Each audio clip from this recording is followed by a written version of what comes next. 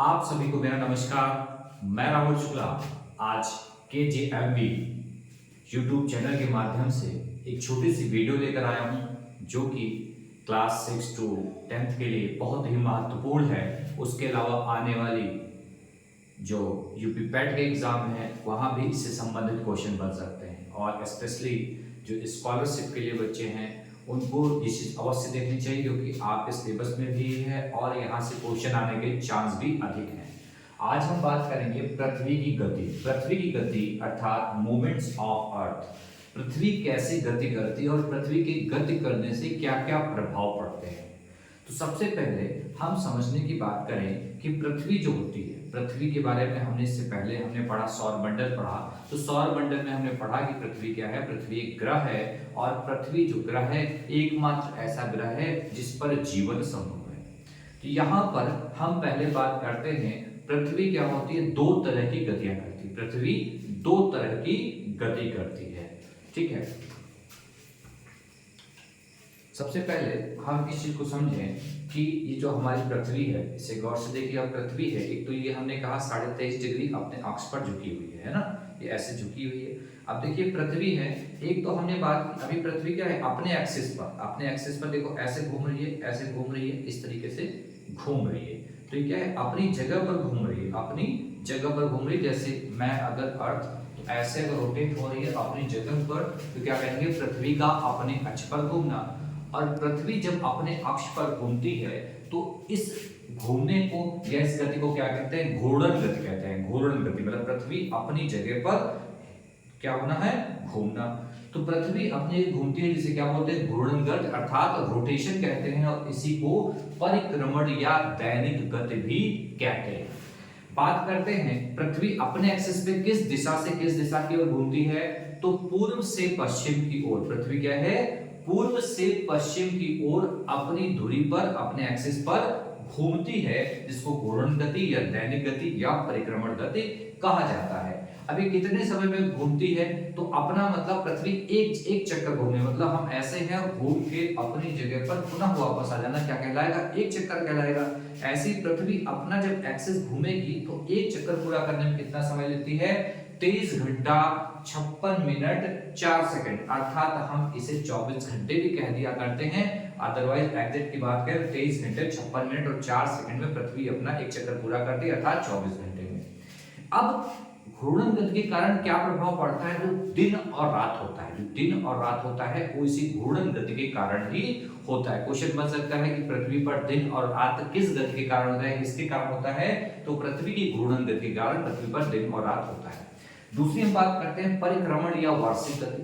हमने बात की थी कि सूर्य के चारों तरफ सभी ग्रह चक्कर लगाते हैं, तो सूर्य के चारों तरफ चक्कर कौन लगा रहा है, पृथ्वी लगा रही है। तो पृथ्वी जो सूर्य के तरफ चारों तरफ चक्कर लगाता है उसे क्या कहते हैं, परिक्रमण, उसे क्या कहते हैं, परिक्रमण या वार्षिक गति। वार्षिक गति। अब पृथ्वी अपना एक चक्कर मतलब सूर्य का एक चक्कर लगाने में कितना समय लेती है, तो बात करें 365 दिन 5 घंटे 48 मिनट और 48 सेकंड का समय लेती है अर्थात हम इसे क्या कह सकते हैं, 365 दिन 6 घंटे हम इसे कह सकते हैं। क्या करता है, पृथ्वी सूर्य का एक चक्कर पूरा करती है। और इस परिक्रमण या वार्षिक गति के कारण क्या होता है, तो इसके कारण क्या होता है, ऋतु परिवर्तन होता है। पूछा जाता है ऋतु परिवर्तन किसके कारण होता है, तो पृथ्वी की परिक्रमण या वार्षिक गति के कारण ऐसा संभव हो पाता है। अब यहाँ पर हम पृथ्वी की गति बात कर रहे हैं तो यहाँ पर एक हमने डायग्राम बना रखा है। ये डायग्राम देखिएगा बीच में क्या बना हुआ है, सूर्य बना हुआ है और पृथ्वी क्या है, अर्धवृत्ताकार ये क्या होती है, चक्कर लगाते हैं। तो ये देखिएगा पृथ्वी क्या है, इस तरीके से सूर्य के चारों तरफ ये इस तरीके से चक्कर लगा रही है।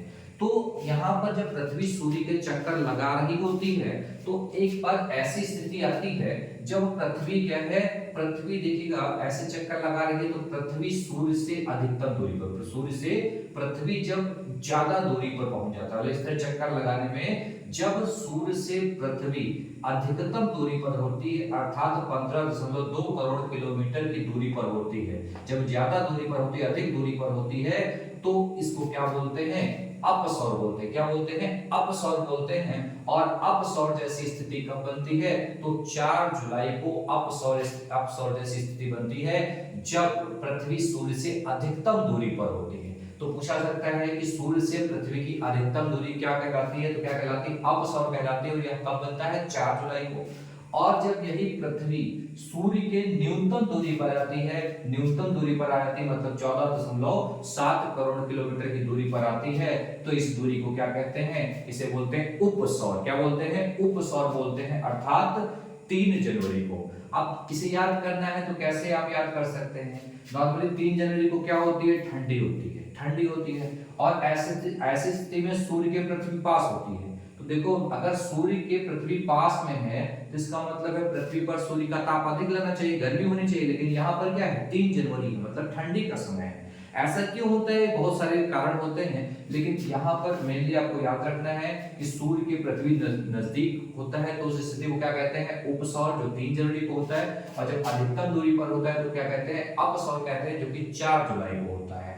ठीक है, अब यहाँ पर हम बात करते हैं कि क्या है कि सूर्य के चारों तरफ कौन, पृथ्वी चक्कर लगा रहा है। ऐसे ही पृथ्वी का एकमात्र उपग्रह है जिसका नाम है चंद्रमा, जिसका नाम क्या है, चंद्रमा।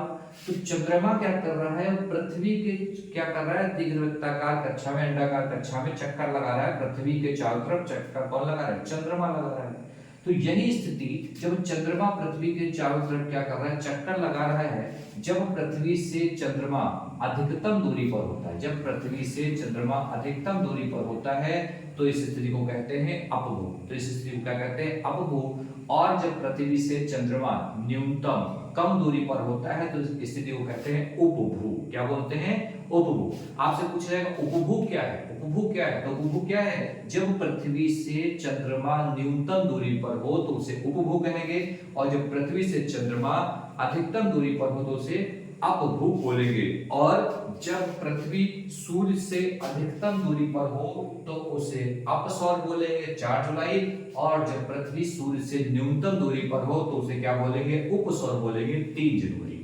इसे अच्छे से पढ़िए, 2-3 बार देखिए, आपको श्योरली याद होगा, बहुत ही महत्वपूर्ण है। अभी इस क्लास के बाद हम लोग अभी चंद्र ग्रहण पढ़ेंगे, सूर्य ग्रहण पढ़ेंगे, उसके अलावा पृथ्वी पर दिन और रात के बारे में पढ़ेंगे, छोटा दिन और बड़े दिन के बारे में पढ़ेंगे। ये सब जानकारी हम लोग यहाँ पर पढ़ेंगे। आप सभी को बेस्ट ऑफ लक, अच्छे से मेहनत कीजिए, बार बार रिवीजन कीजिए, क्योंकि ये बहुत महत्वपूर्ण परीक्षाएं आपके जीवन में हैं। अगर एक बार आप परीक्षा उत्तीर्ण करते हैं तो आपका कॉन्फिडेंस हमेशा बढ़ता जाएगा और आप अंदर से मोटिवेट होंगे। तो आप सभी को पुनः हमारी तरफ से बेस्ट ऑफ लक। आज के लिए इतना ही, बहुत बहुत धन्यवाद।